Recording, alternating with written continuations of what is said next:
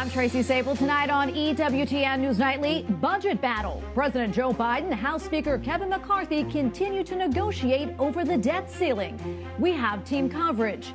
Pro-life petition.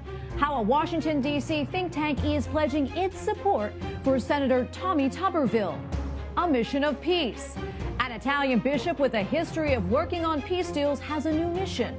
We have a report from Rome. And a vigil for the Virgin Mary.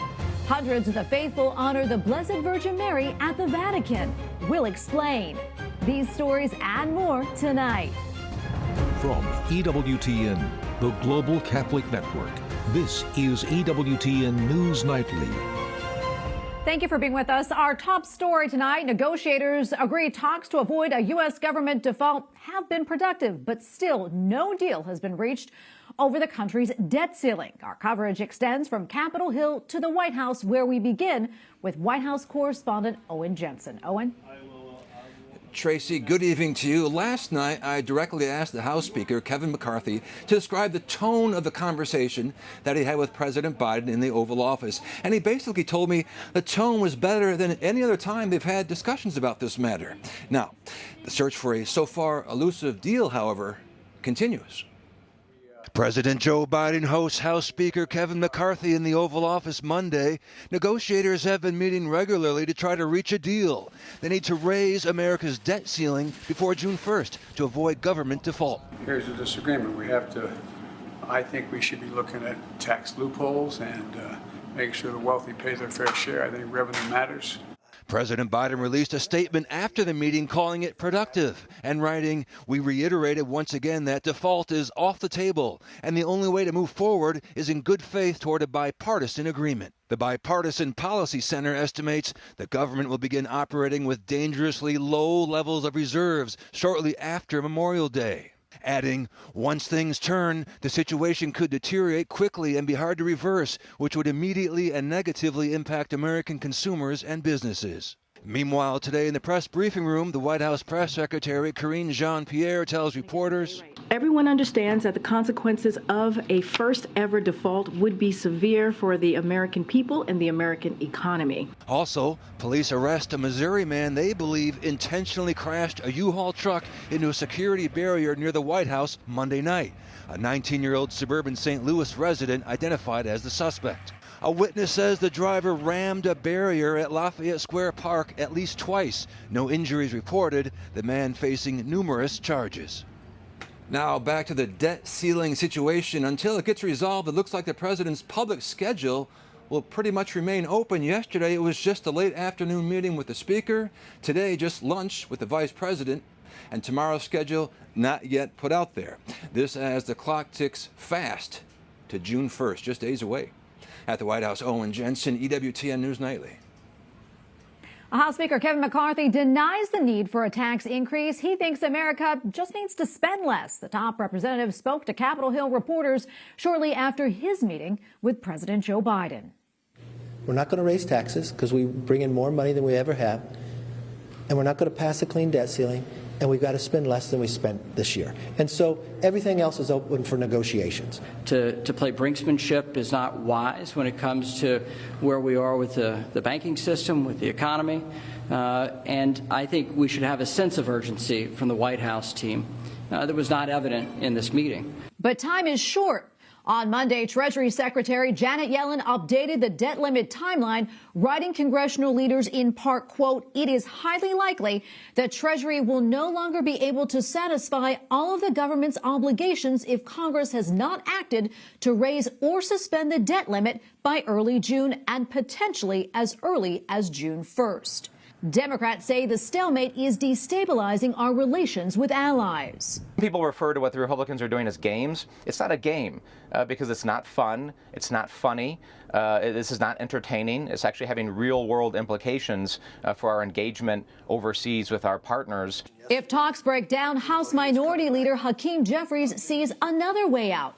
A discharge petition, which requires 218 members to sign on and force a vote. We will need 5 or 6 Republicans who claim that they will never allow a default to happen to join us, and if they did so, we can find a way out of this manufactured crisis if necessary. But Speaker McCarthy thinks a different mindset about spending is needed. So when are you going to change the direction?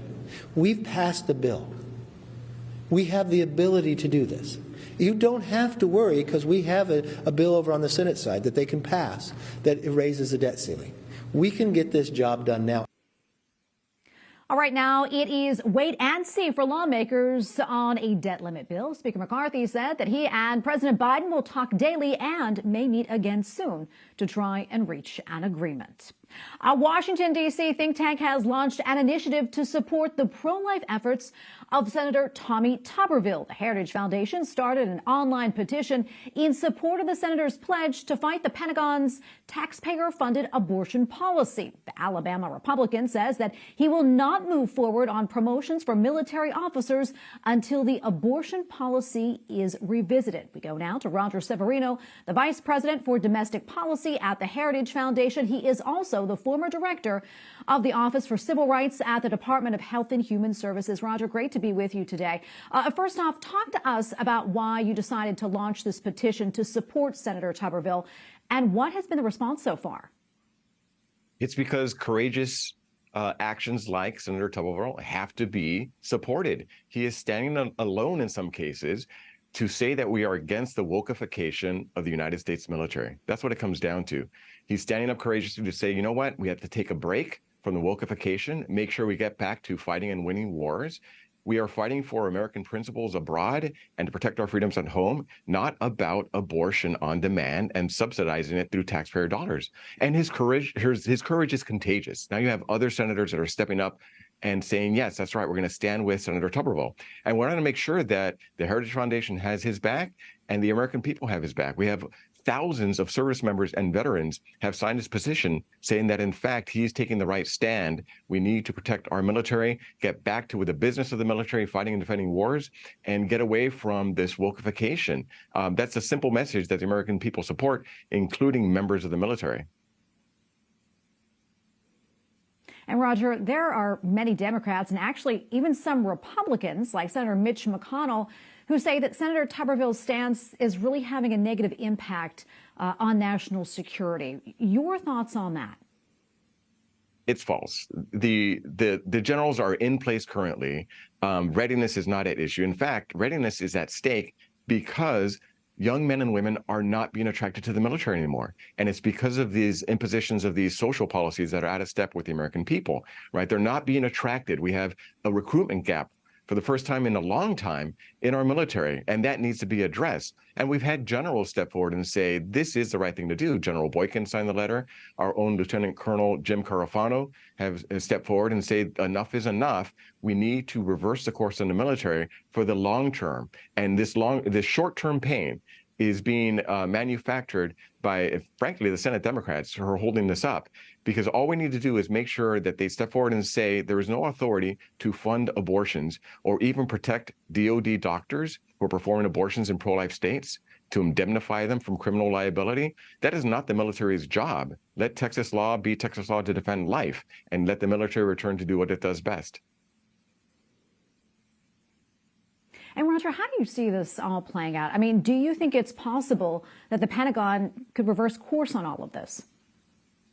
Oh, they absolutely could. But let's be clear, this is being driven by the leadership at the White House. This is a White House Biden plan. He said after the Dobbs decision, he's going to pull out all the stops and look under every rock and cranny to figure out a way to push abortion on the American people. It's massive resistance against the best Supreme Court decision of a generation. And it just shows that this administration is in the pocket of radical forces that are pro-abortion and is willing to risk the future of our military. And that's what this is about. They need to back off and let the military get back to doing its job and not let abortion politics override the military mission. And that's what's going on. Roger, we have about a minute left or so, but final thoughts. Sure. This is a broader assault on the right to life. We saw that the Biden administration pushed the Veterans Administration, the VA, to actually become an abortion clinic. Again, for the first time ever, contrary to clear black letter law, they have found a way to try to get around it through the regulatory process to say we're going to allow the VA to start doing abortions. And now we have to have Congress step up and defund the VA's ability to become an abortion clinic. Our service members didn't fight abroad to defend our rights under the Constitution to create a abortion on demand at the VA. That's just entirely backwards. But again, it just goes to show that this administration is hell-bent on pushing abortion politics everywhere, including on our veterans and including in our military, and Congress has to push back. And we're going to leave it right there. Roger, thank you so much for coming on. Appreciate your insights. Thank you. Well, a Major League Baseball team now says that it will recognize an anti-Catholic transgender group. The Los Angeles Dodgers recently disinvited the group that calls itself the Sisters of Perpetual Indulgence from an event next month, following backlash from church leaders and fans. But now the team says that it has apologized to the transgender group and re-invited it to be a part of that event next month. Well, the Archdiocese of Los Angeles is responding, saying in part, quote, "The decision to honor a group that clearly mocks the Catholic faith has caused disappointment, concern, anger, and dismay from our Catholic community." The Republican governor of Montana has signed a measure to define biological sex as only male or female. It is similar to laws in Kansas and Tennessee. Opponents say the bill has, quote, "no basis in science." Also in Montana, TikTok has filed a lawsuit challenging the state's new ban on the social media app. The lawsuit claims that the ban violates freedom of speech protections under the First Amendment. The lawsuit follows another one filed last week by 5 content creators, citing similar arguments against Montana. State officials say the ban is necessary amid accusations that TikTok is distributing the personal data of its users. And we have a lot more still to come here on EWTN News Nightly, including a mission of peace, new developments in the Vatican's involvement to bring an end to the war in Ukraine, and a diocese in Michigan has a new leader.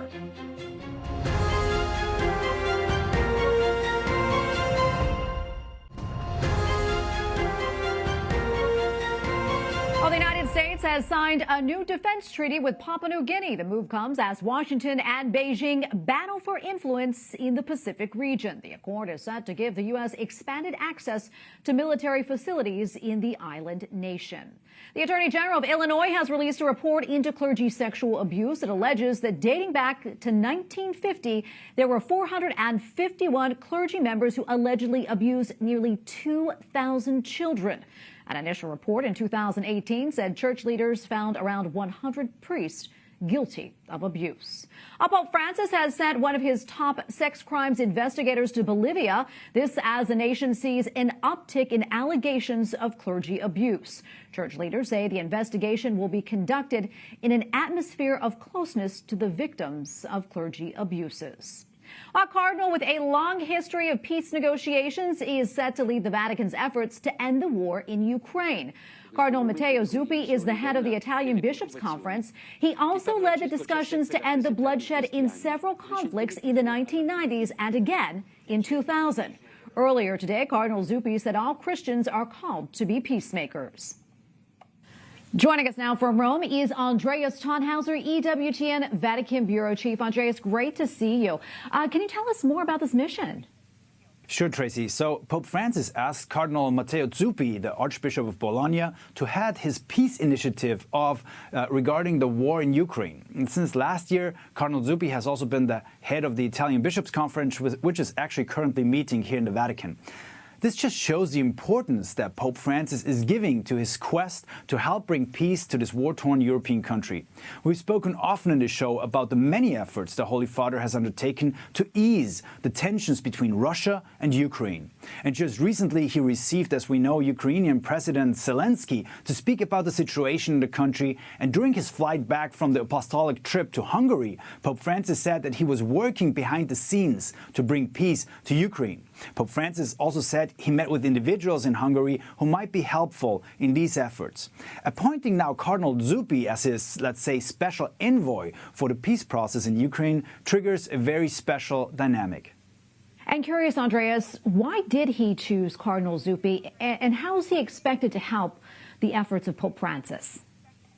Well, Pope Francis has often mentioned his wish to travel to Kiev and Moscow, and both trips have not been possible so far. Instead, he sent Cardinals Krajewski and Journey to Ukraine to bring the blessing of the Pope, but also humanitarian aid to the refugees there and to victims of war. While Cardinal Journey heads the Vatican Dicastery for Human Development, Cardinal Krajewski is the Holy Father's almoner. So both cardinals hold very important positions in this pontificate. Now we have a third one, the Archbishop of Bologna, the head of the Italian Bishops' Conference. But Cardinal Zuppi brings another factor to the table as well, his long and close relationship with Sant'Egidio. It's not so well known outside of Italy, but here in this country, the community Sant'Egidio is not only well regarded for its love of the poor and homeless, but also famous for its diplomatic initiatives. So they're also working on the ground in Ukraine right now, providing relief services to families and victims of war. One aspect that is especially important is their close relationship with the Ukrainian Greek Catholic Church, which is in union with Rome and faithful to the Pope. But it plays a special role amongst the Orthodox churches in Ukraine and could have decisive influence on achieving one of the most crucial objectives on the path to a potential peace, a first truce between Moscow and Kiev. And Andreas, before I let you go, I want to pivot here and I want to talk about something else. Over the weekend, the Vatican announced several new candidates for sainthood, and one is a surfer. Tell us about that. Yeah, that is correct, Tracy. We might be at some point to soon have a surfer saint. You can read much more about Guido Schäfer, that's his name, on Catholic News Agency. Our colleague Courtney Morris here from the Vatican Bureau wrote a really inspiring article about his life, the so-called surfing angel. He was a medical doctor, worked with the Missionaries of Charity, that's the community that Mother Teresa founded, amongst the poorest of the poor in Rio de Janeiro. Finally, he followed his vocation to become a priest, and he continued giving surfing lessons, using them as opportunities to evangelize. Sadly, his passion for this sport also cost him his life. He died in a surfing accident in 2009. But he's remembered by thousands as they call him Anjo Surfista, the surfing angel. Andreas, thank you so much for that report. We appreciate it. Andreas Thonhauser, EWTN Vatican Bureau Chief. Thank you again. Up next on EWTN News Nightly, cause for concern, analysis of a controversial procedure for conceiving children in the UK. Plus, pilgrims at the Vatican gather together to honor our Blessed Mother.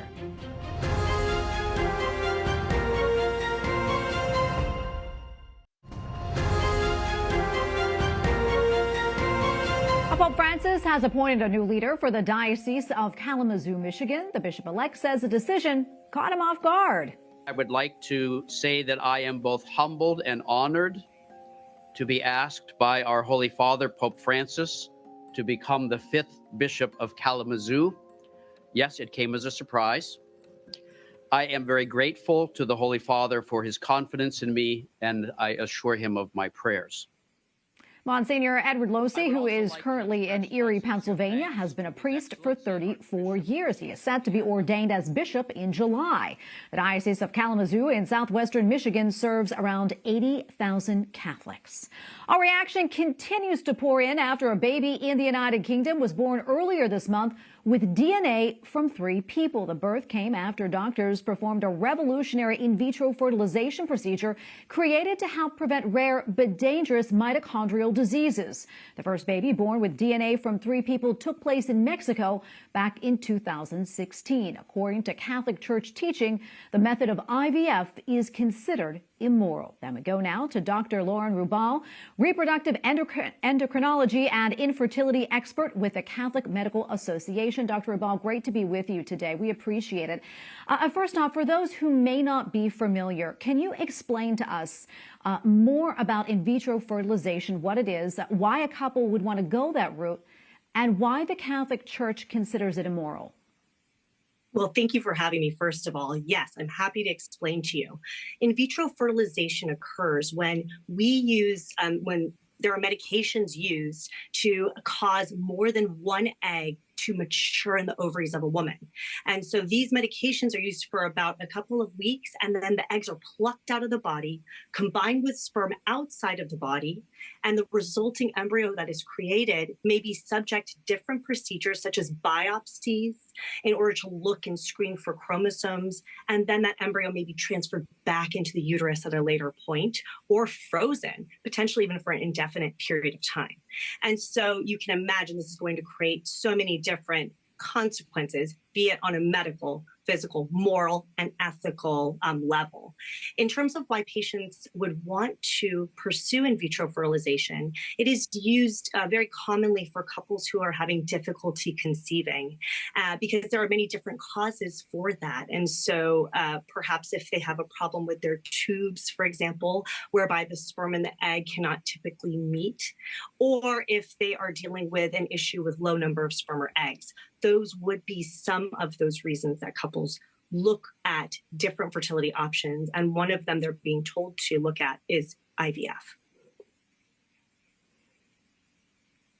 And let's talk about, why the Catholic Church considers it immoral. Yes, absolutely. Well, I think that the church in her wisdom has given us guidelines, very specific ones, actually, if you look at Humana Vitae and Donum Vitae. And this is because an embryo is a new life. And we know every medical textbook teaches us that life begins at conception. And we, as physicians, therefore, are inserting ourselves into that mystery of procreation, into the unitive and procreative act. And therefore, any manipulation or insertion of that medically places us as the determinant of what happens with that life in many ways. And it's really, quite frankly, a place where no human being should be. It should be God's place only.